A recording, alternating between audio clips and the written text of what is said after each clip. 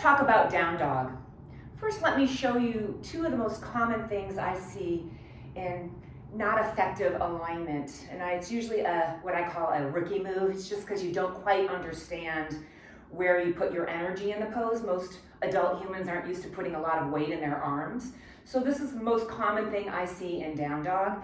I'll show you from the front end view. First of all, people turn their wrists in a little bit. I'll exaggerate, but what that does is it turns the shoulder head in, and then you really don't have access to your chest muscles.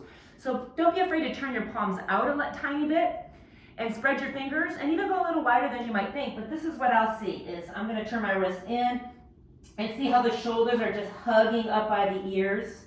So then if I can turn my wrists out, I can start to plug my shoulders down, push into the heels of my hands, and that's just going to drive my hips back and then open up that space so that you can see that my neck now is hanging freely. There's space between my shoulders and my ears. So let me show you again, a little turned in, little round, leaning in. You'll get tired in your wrists if you do it that way.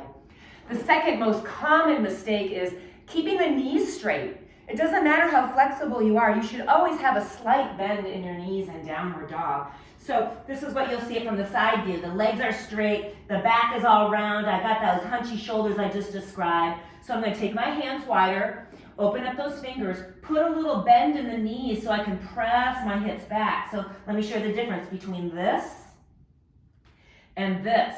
And then now, because it feels like I'm sticking my butt up, because I really am, then you got to do a little bit of pulling in the belly so you don't arch your lower back and you have support for your spine, your organs. So you're pushing into the heels of the hands, driving those hips back. Let your head dangle freely like a piece of fruit. The heels are not touching the ground, they're hovering, and there's a little micro bend in your knees.